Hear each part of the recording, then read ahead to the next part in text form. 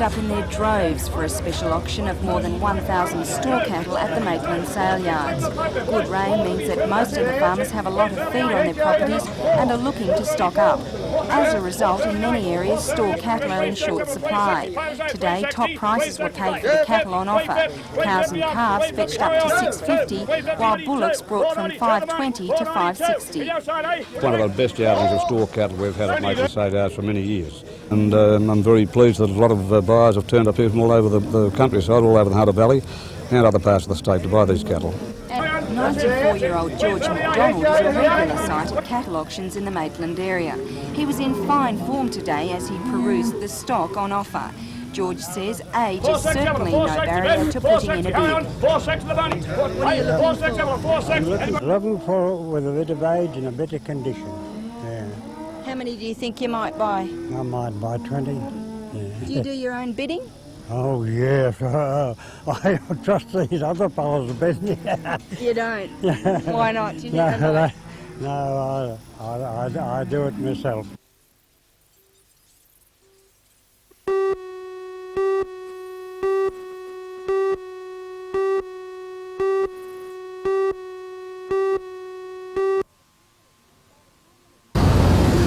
By Department of Main Road standards, a 4-lane major road should allow traffic flow to be quick and easy, but that's not the case here in Hunter Street. And the problem is the lack of one direct access route into the central business district. And it's taken 6 months to find the solutions. The Newcastle Road Hierarchy and Transportation Study was undertaken by consultants Guntridge, Haskins and Davey in June last year. The mammoth project was commissioned by the Newcastle City Council, who have so far supported the report's recommendations. By simulating existing traffic flows on a computer, the main access problems were spotted. With Hunter Street there are a number of problems. There are too many traffic lights, and also there is no control on right-hand turn movements. The problem with King Street is that it's a bit of a circuitous route, and also the road narrows down the eastern end and provides a point of congestion. Chief Consultant Tom Pinzone says the computer-based research is the first ever carried out in a regional area. He believes the machine has helped to solve existing bottlenecks. By removing 2 sets of lights and providing S-lanes, we expect that Hunter Street will be the favoured route into the city, that there will be one-way systems provided around the King Street terraces area and the cinema, and there will be a Pelican pedestrian crossing provided near the Picture Theatre in King Street to control pedestrian movement. Are there any changes anywhere else? Yes, there are other changes. Down at Watt Street we'll be putting in signals to give greater control in both Watt Street and Bolton Street to get cross traffic into the city. The report's findings are now on display for public comment at Newcastle City Council. That's all right. No.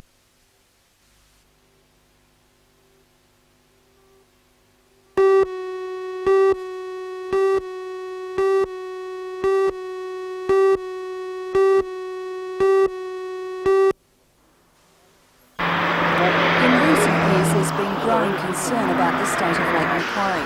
Many people fear that it's getting so badly polluted that eventually it will be unsuitable for recreational use.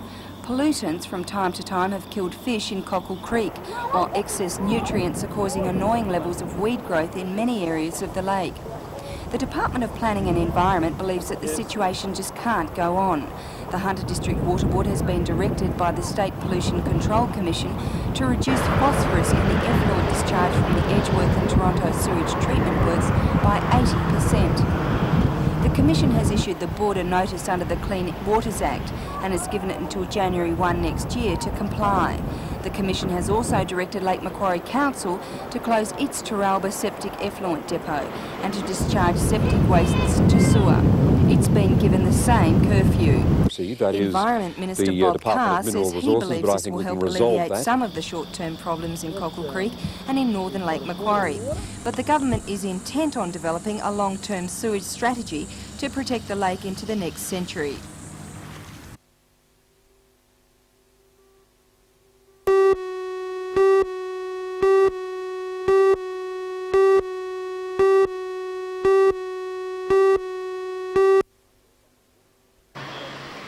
Angered by adjustments to working conditions under a second-tier wage agreement, examiners deserted DMT offices across the region after voting to go on an indefinite strike at 2 o'clock yesterday.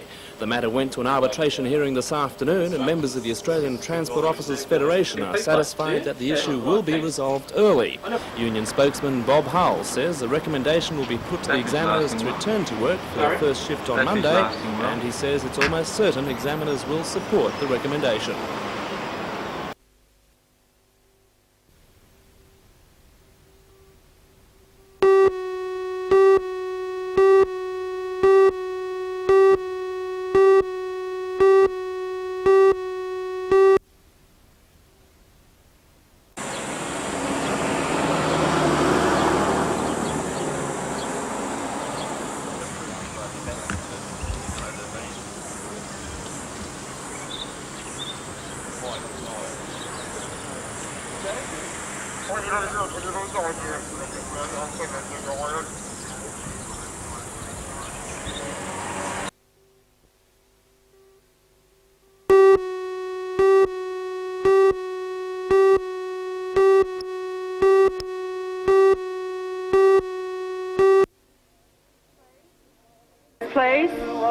Hundreds of Western riders from across country New South Wales are here to compete in 3 separate show events. Sanford Vale, the Hunter Valley Western Horse Club and the Hunter Appaloosa Club have combined to provide 2 days of riding competition. All told, about 800 entries are anticipated for the events, which are already so popular that organisers say this bicentennial idea will be continued in future years. Among the major attractions is the Western Pleasure event, which offers $1,000 in prize money. The next on the card is the Sanford Show, which will be held under lights tonight. And tomorrow, in keeping with the spirit of the Bicentenary, the riders will close the weekend with the reenactment of the First Fleet Landing, played out on the local dam.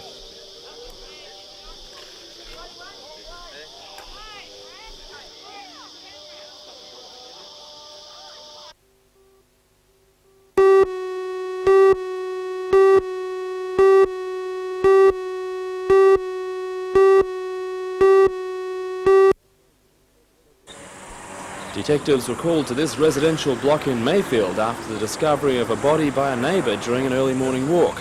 Police have identified the victim as 17-year-old Mark Jensen, an unemployed resident of the flats. After interviewing a number of Jensen's associates, detectives now believe that the youth climbed out of the window of his second-floor room and walked along a ledge to another window in a separate unit. At about 1:30 or 2 o'clock this morning, he climbed out of that window and went back to his room. That was the last time he was seen alive. It's believed he lost his footing on the ledge and fell soundlessly to his death. It's believed the youth had been drinking before the fall.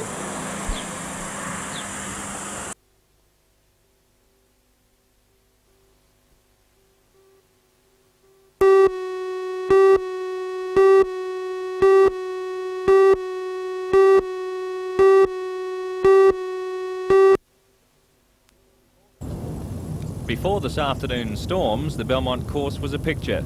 It's the 31st time the tournament has been contested. This year, 4 former winners are playing, including 1967 champion Tony Jones, 1972 winner Bruce Boyle, 3 times champ during the 70s Colin Kay, and last year's winner Shane Robinson. Past winners of the tournament include Roger Davis, Jack Newton and Bruce Devlin. The Lake Macquarie International Amateur Championship is now regarded as the nation's #2 amateur title, second only to the Australian Amateur Championship. The 4 leaders after the first round, with 4 under-68s, are Brad Oliver of Sydney, Chris Gray of Western Australia, Brad Hughes of Victoria and Lester Peterson of New South Wales. Amongst the next 4, on 69, are current Australian amateur champ David Ecob and local Robert Payne of Charlestown. Defending champion Shane Robinson is a further stroke back on 70.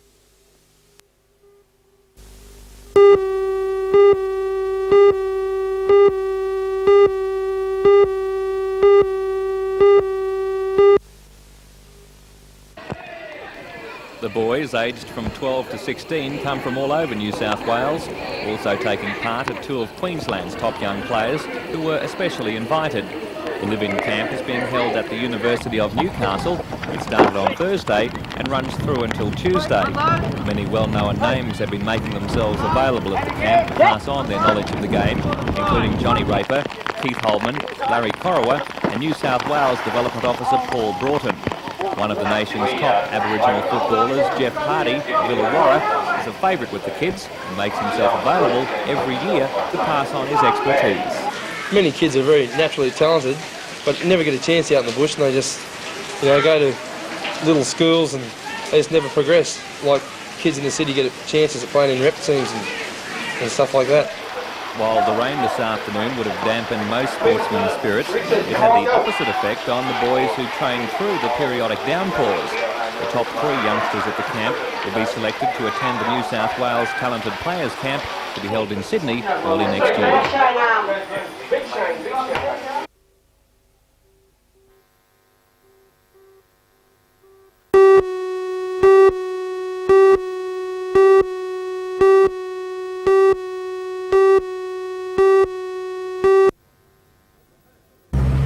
The proposal is for the council to take over land at the corner of King and Wolfe Streets, presently owned by the Anglican Church, in exchange for council-owned properties in Addison Road, Newcastle and Parry Street, Crooks Hill.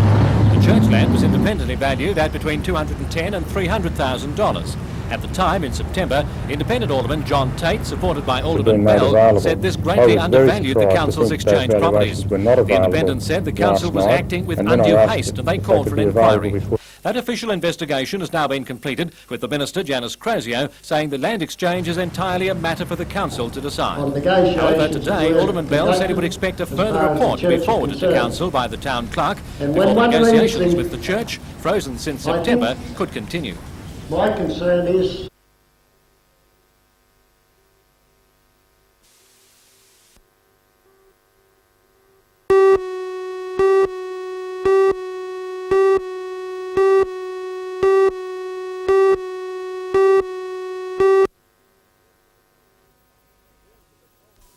The appearance of the Colts in the final was something of a surprise. The under-21s just scraped in with a 9-run win against Cessnock this afternoon. Newcastle District, on the other hand, made the final with a more convincing win against the Invitation 11, who managed to apply 50 runs short of Newcastle's 7 for 191. Late this afternoon, the Colts were making a shaky start at the wicket after winning the toss. Gary Jones sent a few to the boundary, making up ground after opener and player of the series, skipper Gary Wan, was dismissed for 2. Jones nearly followed him after narrowly escaping this caught and bowled. The end came, however, in the 9th over, caught behind off James Hogg for 21. Worse news followed. Zelko Spoljarek, who made a critical 61 for the Colts in the semi-final, dismissed for none, caught by John Rowan again off Hogg at 3 for 29. Play will continue tonight under lights.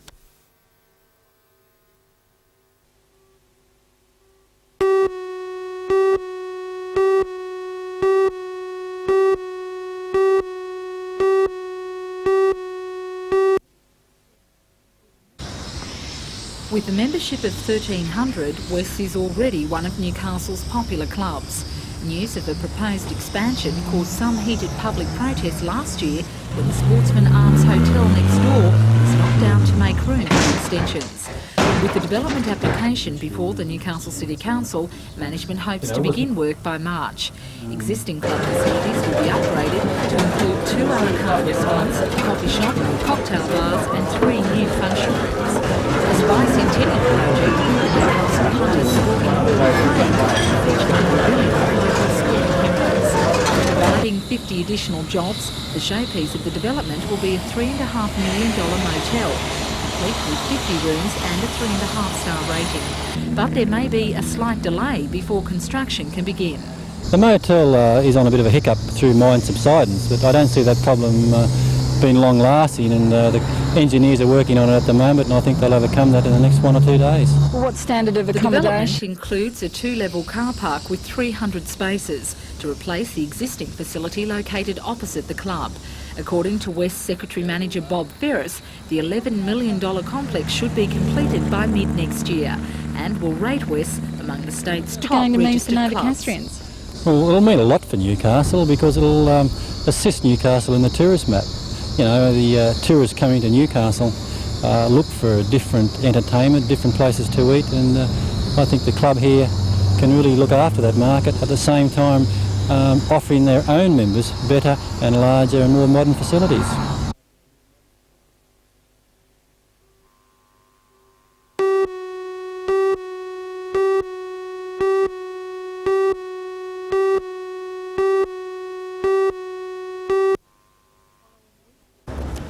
Following weeks of police investigations, Pamela Young was charged 8 days ago with the murder of her 43-year-old husband. On New Year's Eve, Mrs Young alleged a gunman had held her hostage and then kidnapped Malcolm James Young at their Macquarie Hills home. She then told police the gunman forced her to drive the family car to dense scrubland near Mount Sugarloaf, where she later managed to escape. The burnt-out vehicle was found a few days later with the charred remains of a male body in the boot. An autopsy which revealed the man had died from a gunshot wound to the head failed to positively identify the body. However, police strongly believed it was that of the missing man. Mrs Young joined family and friends in her hometown of Lithgow, where she was arrested last week after police searched a house and found 2 rifles. After appearing in Lithgow local court, the hearing was adjourned to Newcastle. Pamela Young made only a brief appearance in Newcastle court yesterday. The police prosecutor asked the magistrate to adjourn proceedings to allow him more time to prepare his case. Magistrate Gilbert adjourned the hearing until February 26 after no requests were made to change Mrs Young's $600 bail.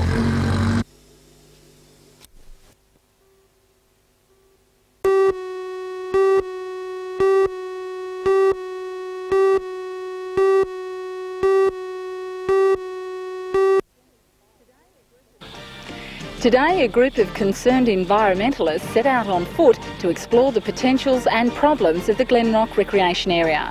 They say the land's biggest threat is Newcastle City Council's plans to continue quarrying for the next 15 years. For all the news, join us tonight at 6.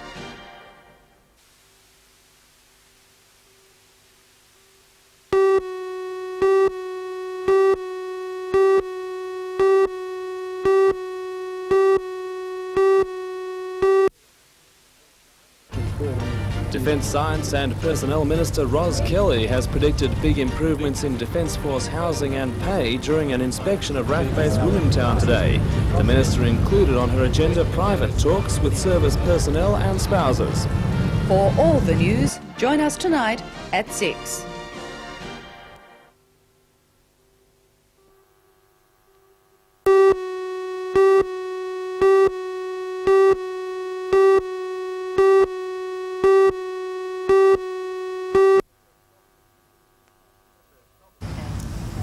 First stop for the English Newcastle delegation was the cathedral, not only providing an insight into the city's history, but also a perfect vantage point for visitors to orientate themselves. The tour then took to the roads for an air-conditioned inspection of the East End area, the almost complete harbour foreshore and Newcastle's pride, its beaches. And no foreigner to these shores could leave without a close-up look at our unique wildlife. Blackbutt Reserve for an educational experience. I think that's the first time I've ever seen one of those. Resident 2-year-old Sarah took the obligatory photo session all in her stride. But while there has been time for patting koalas, the Civic Party insists the tour has a very serious side. Brian Roycroft, the Chief Council Officer of Newcastle upon Tyne, says both Newcastles will benefit from the interaction. They have got a lot to learn from each other. Newcastle upon Tyne is actually going through a very difficult time at the moment.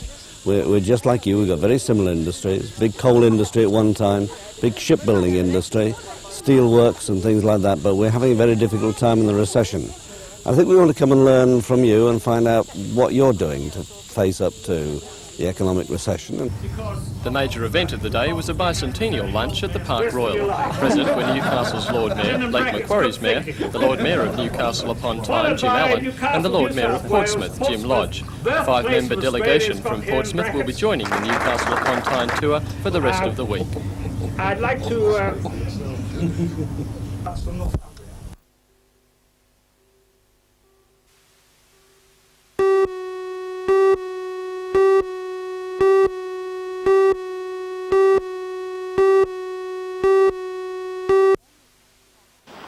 The annual Coca-Cola Northumberland tournament has attracted a large number of entries from players all over New South Wales.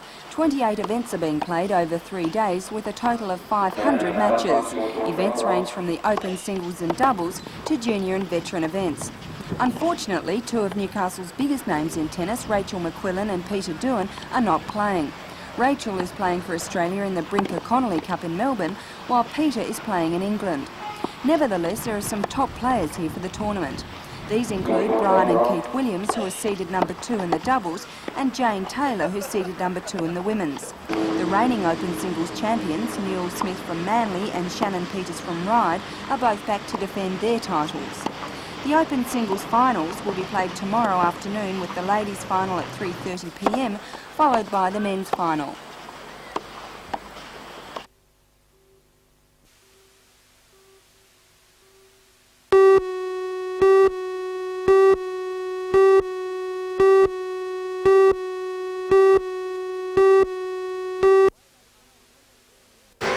After comfortably winning the first test, the Aussies were favourites for last night's second test. But hard driving saw the Americans take a clear lead from the start. They defeated the Australian team 42-30 and broke the track record 4 times.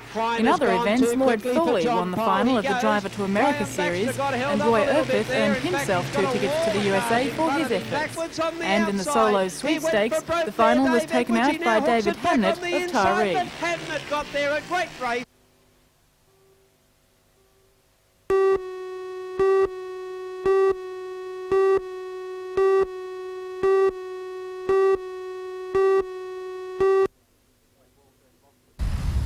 When Wallsend lost the toss and was sent into bat, it was the beginning of a bad day. Opener Ron Campbell was the first to go, dismissed for 3. He was soon followed by Andrew Rigby, who managed 9. Warren Davies, in his first-grade game since being sidelined by an eye injury last year, was also unable to find form and was caught bowled by Steve Burrow for 2. Wallsend captain Greg Geist looked like being the redeeming factor for his team, but was stopped short when he was run out at 25 by Phil Horton. Wallsend were all out for 95 after only 36 overs. At lunch, Newcastle were 1 for 22 and went on to score 97 with the loss of only 2 wickets after 32 overs. David Rogers top scored for Newcastle with 39.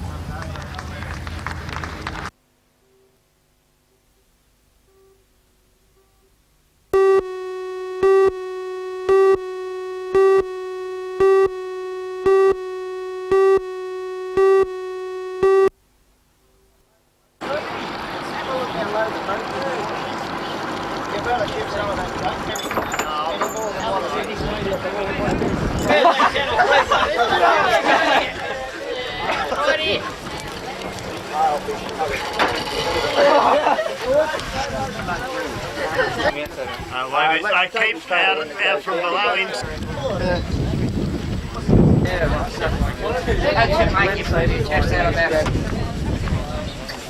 Take him up. Well, get him in place, mate.